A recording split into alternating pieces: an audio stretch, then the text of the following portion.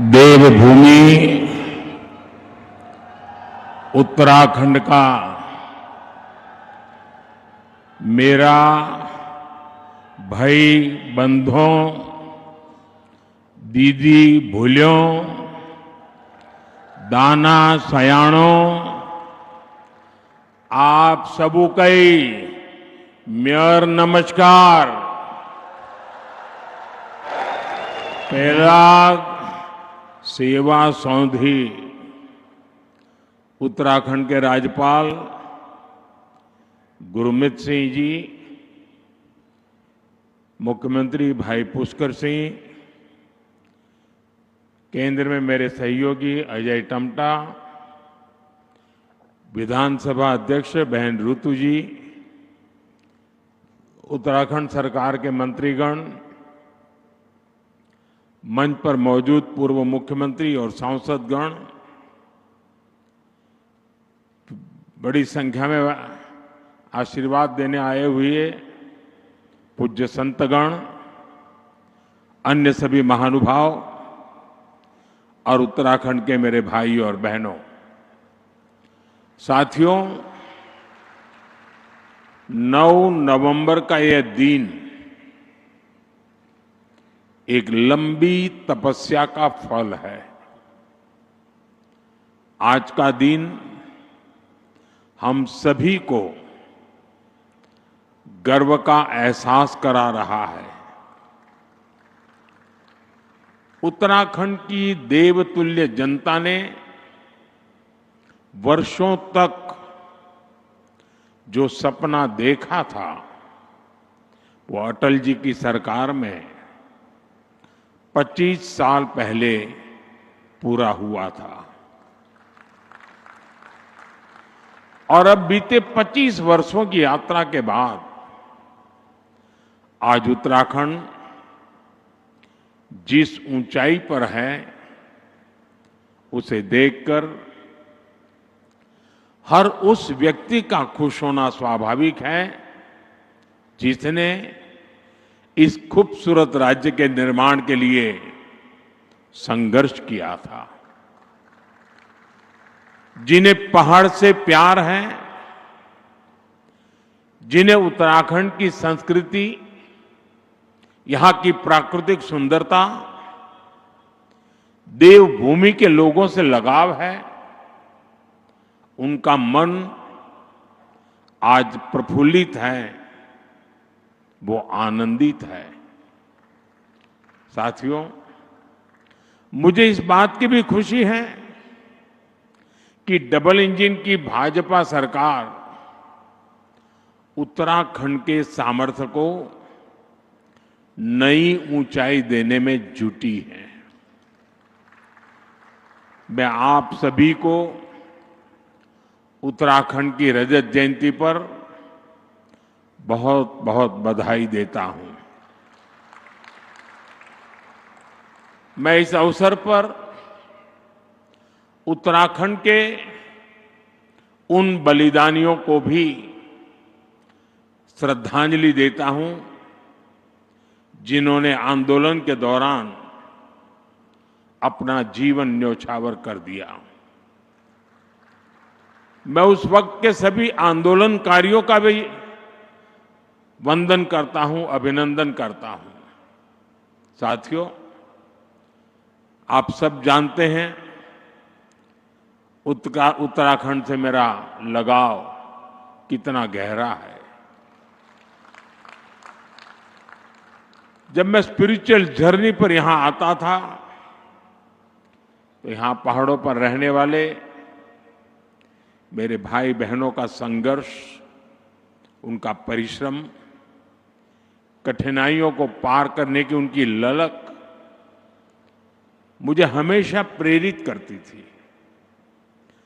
साथियों, यहां बिताए हुए दिनों ने मुझे उत्तराखंड के असीम सामर्थ्य का साक्षात परिचय करवाया है।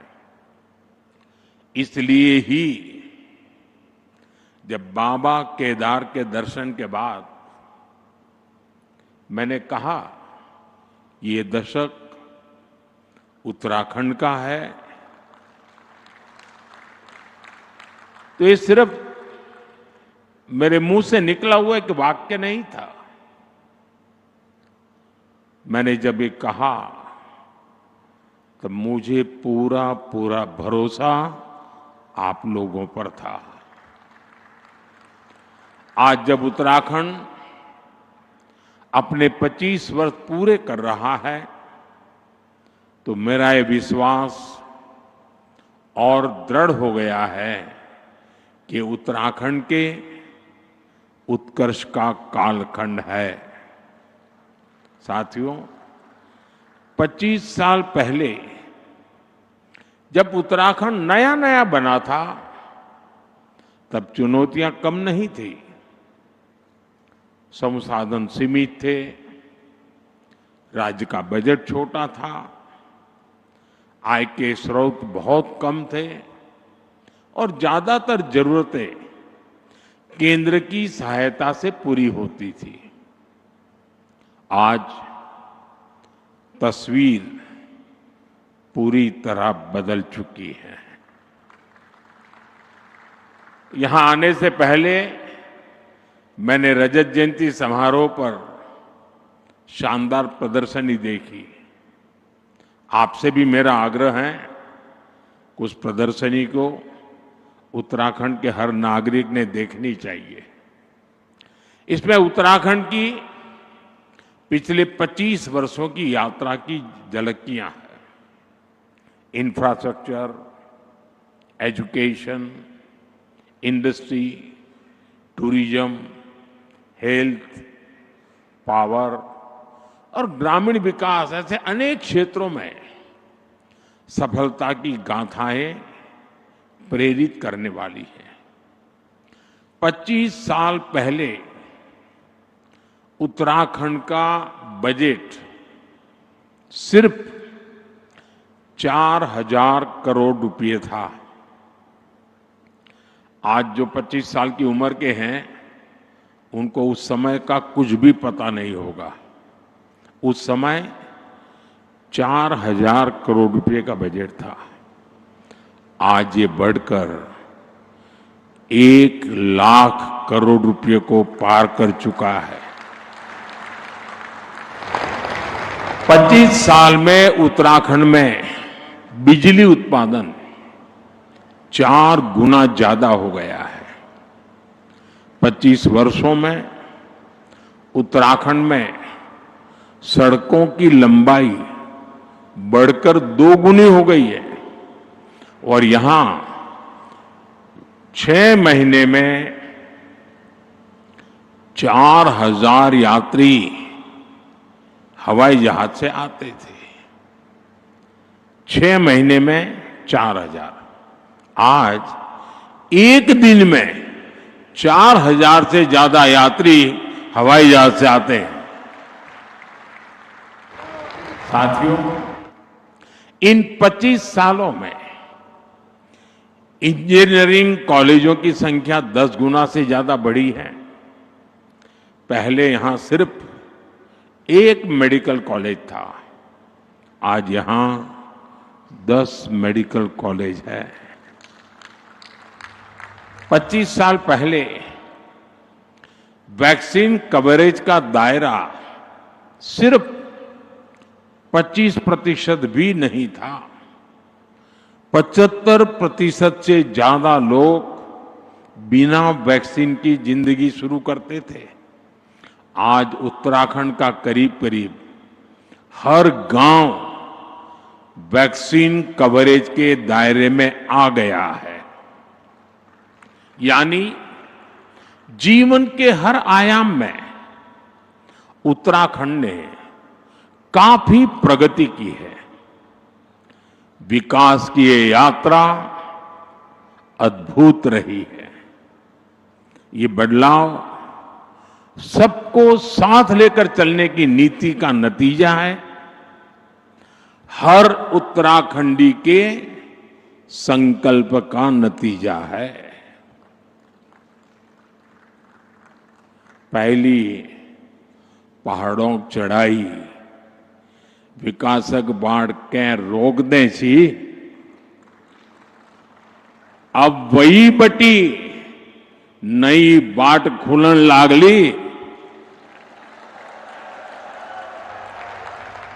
साथियों, मैंने कुछ देर पहले उत्तराखंड के युवाओं से, उद्यमियों से बात की। वे सभी उत्तराखंड की ग्रोथ को लेकर बहुत उत्साहित हैं। आज जो उत्तराखंड वासियों के उद्गार हैं, उनको अगर मैं गढ़वाली में कहूं तो शायद कोई गलती तो कर लूंगा, लेकिन 2047 में भारत थे विकसित देशों की लाइन में ल्याण खुणी मेरो उत्तराखंड मेरी देवभूमि पूरी तरह से तैयार छिन। साथियों, उत्तराखंड की विकास यात्रा को गति देने के लिए आज भी यहां कई परियोजनाओं का उद्घाटन और शिलान्यास किया गया है। शिक्षा, स्वास्थ्य, पर्यटन और खेल से जुड़े ये प्रोजेक्ट्स यहां रोजगार के नए अवसर तैयार करेंगे। जमरानी और सौंग बांध परियोजनाएं देहरादून और हल्द्वानी शहर की पेयजल की समस्या को दूर करने में महत्वपूर्ण भूमिका निभाएगी। इन सभी स्कीम्स पर 8,000 करोड़ रुपए से ज्यादा खर्च किए जाएंगे। मैं उत्तराखंड वासियों को इन परियोजनाओं की बधाई देता हूं। साथियों, उत्तराखंड सरकार अब सेब और कीवी के किसानों को डिजिटल करेंसी में अनुदान देना शुरू कर रही है। इसमें आधुनिक टेक्नोलॉजी के माध्यम से आर्थिक मदद की पूरी ट्रैकिंग करना संभव हो रहा है। इसके लिए मैं राज्य सरकार, रिजर्व बैंक ऑफ इंडिया समेत सभी स्टेक होल्डर्स की भी प्रशंसा करता हूं। साथियों, देवभूमि उत्तराखंड भारत के आध्यात्मिक जीवन की धड़कन है। गंगोत्री, यमुनोत्री, केदारनाथ, बद्रीनाथ, जागेश्वर, आदि कैलाश, ऐसे अनगिनत तीर्थ हमारी आस्था के प्रतीक है। हर वर्ष लाखों श्रद्धालु इन पवित्र धामों की यात्रा पर आते हैं। उनकी यात्रा भक्ति का मार्ग खोलती है, साथ ही उत्तराखंड की अर्थव्यवस्था में नई ऊर्जा भरती है। साथियों, बेहतर कनेक्टिविटी का उत्तराखंड के विकास से गहरा नाता है। इसलिए आज राज्य में 2 लाख करोड़ रुपए से अधिक की परियोजनाओं पर काम चल रहा है। ऋषिकेश कर्णप्रयाग रेल परियोजना प्रगति पर है। दिल्ली देहरादून एक्सप्रेसवे अब लगभग तैयार है। गौरीकुंड, केदारनाथ और गोविंदघाट हेमकुंड साहब रोपवे का शिलान्यास हो चुका है। ये परियोजनाएं उत्तराखंड में विकास को नई गति दे रही हैं। साथियों, उत्तराखंड ने 25 वर्षों में विकास की एक लंबी यात्रा तय की है। अब सवाल ये है कि अगले 25 वर्षों में हम उत्तराखंड को किस ऊंचाई पर देखना चाहेंगे। आपने वो कहावत जरूर सुनी होगी, जहां चाह वहां राह। इसलिए जब हमें ये पता होगा कि हमारा लक्ष्य क्या है, तो वहां पहुंचने का रोड मैप भी उतनी ही तेजी से बनेगा। और अपने लक्ष्यों पर चर्चा के लिए 9 नवंबर से बेहतर दिन और क्या होगा। साथियों, उत्तराखंड का असली परिचय उसकी आध्यात्मिक शक्ति है। उत्तराखंड अगर ठान ले तो अगले कुछ ही वर्षों में खुद को spiritual capital of the world के रूप में स्थापित कर सकता है।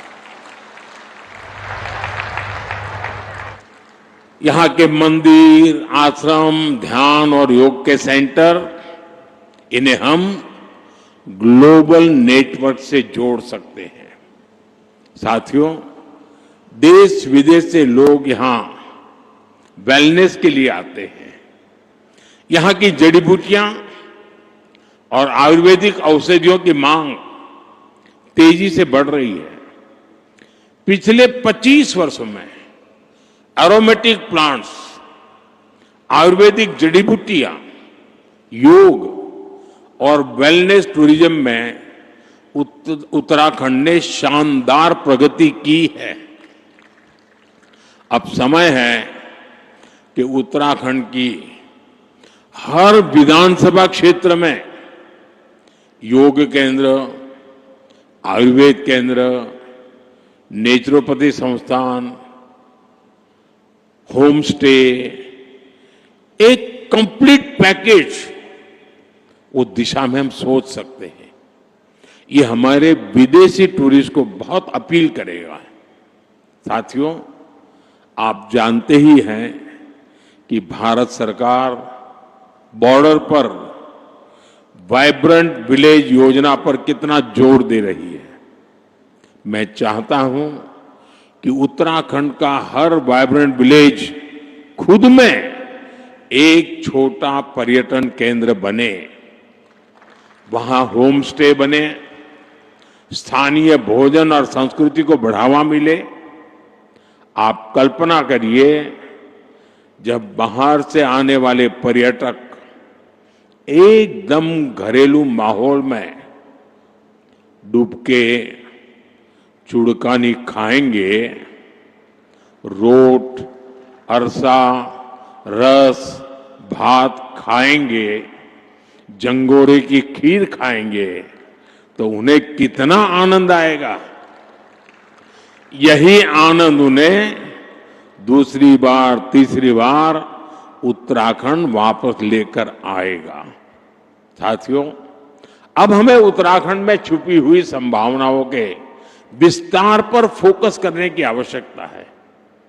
यहां हरेला, फुलदेई, भिटौली जैसे त्योहारों का हिस्सा बनने के बाद पर्यटक उस अनुभव को हमेशा याद रखते हैं।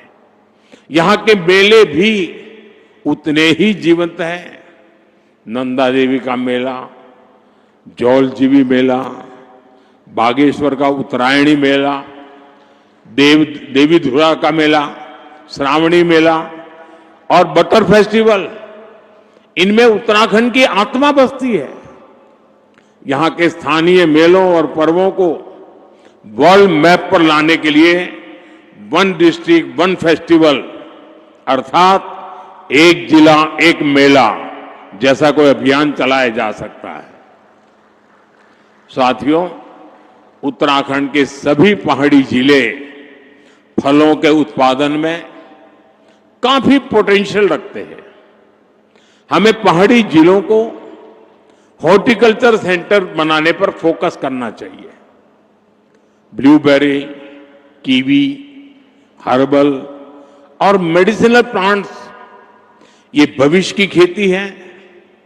उत्तराखंड में फूड प्रोसेसिंग, हस्तशिल्प, ऑर्गेनिक प्रोडक्ट्स, इन सब के लिए एमएसएमईज को नए सिरे से सशक्त किए जाने की जरूरत है। साथियों, उत्तराखंड में 12 महीने पर्यटन की संभावनाएं हमेशा से रही है। अब यहां कनेक्टिविटी सुधर रही है और इसलिए मैंने सुझाव दिया था कि हमें 12 मासी टूरिज्म की ओर बढ़ना चाहिए। मुझे खुशी है कि उत्तराखंड विंटर टूरिज्म को नया आयाम दे रहा है। मुझे अभी जो जानकारियां मिली वो उत्साह बढ़ाने वाली है। सर्दियों में आने वाले पर्यटकों की संख्या में तेज बढ़ोतरी हुई है। पिथौरागढ़ में 14,000 फुट से अधिक ऊंचाई पर हाई एल्टीट्यूड मैराथन का आयोजन हुआ। आदि कैलाश परिक्रमा रन भी देश के लिए प्रेरणा बनी है। 3 वर्ष पहले आदि कैलाश यात्रा में 2,000 से भी कम श्रद्धालु आते थे। अब ये संख्या 30,000 से अधिक हो चुकी है। अभी कुछ दिन पूर्व ही केदारनाथ मंदिर के कपाट बंद हुए हैं। केदारनाथ धाम में इस बार करीब 17 लाख श्रद्धालु देवदर्शन के लिए आए हैं। तीर्थाटन, 12मासी पर्यटन उत्तराखंड का वो सामर्थ्य है जो उसे निरंतर विकास की नई ऊंचाई पर ले जाएगा। इको टूरिज्म के लिए भी बहुत संभावना है। एडवेंचर टूरिज्म के लिए भी बहुत संभावना है। देश भर के नौजवानों के लिए यह आकर्षण का केंद्र बन सकता है। साथियों, उत्तराखंड अब फिल्म डेस्टिनेशन के रूप में भी उभर रहा है। राज्य की नई फिल्म नीति से शूटिंग करना और आसान हो गया है। वेडिंग डेस्टिनेशन के रूप में भी उत्तराखंड लोकप्रिय हो रहा है और मेरा तो अभियान चल रहा है वेड in India. Wade in India के लिए उत्तराखंड को अपने यहां उसी आलिशान स्तर की सुविधाएं विकसित करनी चाहिए और इसके लिए 5-7 बड़ी डेस्टिनेशन को तय करके उन्हें विकसित किया जा सकता है। साथियों, देश ने आत्मनिर्भर भारत का संकल्प लिया है। इसका रास्ता वोकल फॉर लोकल से तय होगा। उत्तराखंड इस विजन को हमेशा से जीता आया है। स्थानीय उत्पाद से लगाव, उनका उपयोग, उनको अपने जीवन का हिस्सा बना लेना, ये यहां की परंपरा का अभिन्न हिस्सा है। मुझे खुशी है कि उत्तराखंड सरकार ने वोकल फॉर लोकल अभियान को तेज गति दी है। इस अभियान के बाद उत्तराखंड के 15 कृषि उत्पादों को जीआई टैग मिला है। यहां के बेडू फल और बद्री गाय के घी को हाल के दिनों में जीआई टैग मिलना सचमुच में बहुत गौरव की बात है। बद्री गाय का घी पहाड़ के हर घर की शान है। अब बेडू पहाड़ के गांवों से निकलकर बाहर के बाजारों तक पहुंच रहा है। इससे बने उत्पादों पर अब जीआई टैग लगा होगा। वो उत्पाद जहां भी जाएगा अपने साथ उत्तराखंड की पहचान भी लेकर जाएगा। ऐसे ही जीआई टैग वाले प्रोडक्ट्स को हमें देश के घर घर पहुंचाना है। साथियों, मुझे खुशी है हाउस ऑफ हिमालयाज उत्तराखंड का ऐसा ब्रांड बन रहा है जो स्थानीय पहचान को एक मंच पर ला रहा है। इस ब्रांड के तहत राज्य के विभिन्न उत्पादों को एक साझा पहचान दी गई है ताकि वे ग्लोबल मार्केट में प्रतिस्पर्धा कर सके। राज्य के कई उत्पाद अब डिजिटल प्लेटफॉर्म पर उपलब्ध हैं। इससे ग्राहकों को तक उनकी सीधी पहुंच बनी है और किसानों, कारीगरों और छोटे उद्यमियों के लिए एक नया बाजार खुला है। हाउस ऑफ हिमालयाज की ब्रांडिंग के लिए भी आपको नई ऊर्जा के साथ जुटना है। मैं समझता हूं इन ब्रांड के प्रोडक्ट्स के डिलीवरी मैकेनिज्म पर भी हमें लगातार काम करना होगा। साथियों, आप जानते हैं कि उत्तराखंड की अब तक की विकास यात्रा में कई रुकावटें आई हैं, लेकिन भाजपा की मजबूत सरकार ने हर बार उन बाधाओं को पार किया और ये सुनिश्चित किया है कि विकास की गति पर ब्रेक न लगे। उत्तराखंड की धामी सरकार ने जिस गंभीरता से यहां समान नागरिक संहिता को लागू किया, वो दूसरे राज्यों के लिए भी मिसाल है। राज्य सरकार ने धर्मांतरण विरोधी कानून और दंगा नियंत्रण कानून जैसे राष्ट्रहित से जुड़े विषयों पर साहसिक नीति अपनाई।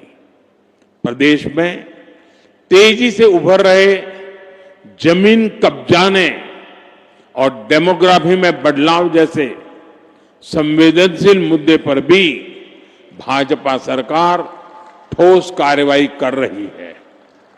आपदा प्रबंधन के क्षेत्र में उत्तराखंड सरकार ने तेजी और संवेदनशीलता के साथ काम करते हुए जनता की हर संभव मदद का प्रयास किया है।